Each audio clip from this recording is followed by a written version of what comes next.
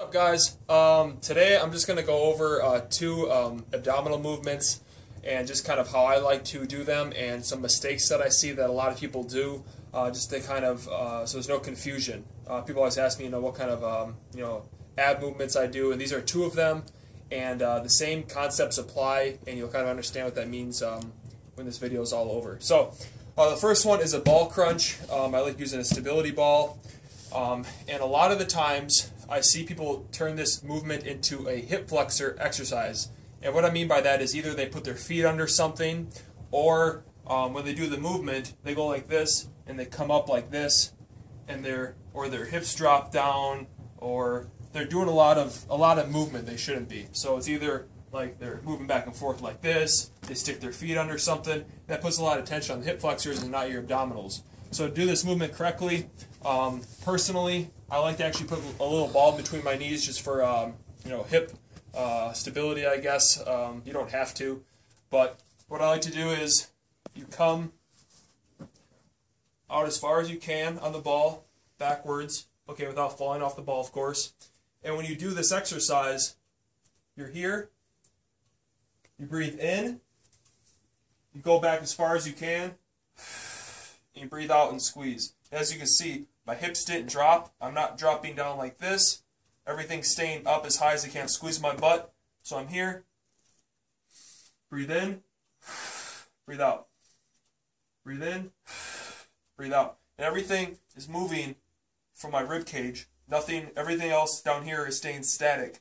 So I see a lot of people, like I said, they go like this, and they're like, they come here, they come way too far up, and here there's no tension on anything.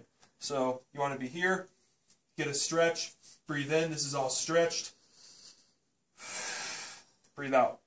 So just remember that as well. We're doing like cable crunches as well. You don't want to be flexing your hips. You want it all to be coming from your rib cage opening and closing, essentially. So the next one, I want to stand over here. I'll do a reverse crunch, is another one of my favorites. So for this exercise, the same thing goes for hanging leg raises, or anything of a reverse crunch. So a big mistake that I see with this is a lot of people, they do this movement and they just lift their legs like this. They just go like this. They go, oh man, that's burning. And that's essentially what you're doing, is a static hold. It's almost like a strange kind of plank, if you will. You're not really getting any abdominal concentric, eccentric motion going on. So what I like to do for this, again, you don't have to use these tools. They're just things that I've picked up in my training lifting career, and I just like them. So I like putting a foam roller underneath my feet, underneath my Achilles tendon, underneath my heel, if you will, like that to hold.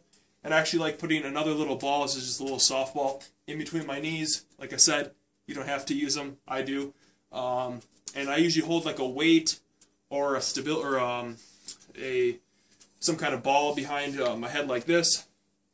And I come here, I breathe in, I breathe out, and I come up, touch my knees and my elbows, breathe in, come back down. And I'm not coming, so I have a big hole underneath my back here. I keep my back flat. Breathe in, breathe out, come up, come down. Breathe in, breathe out.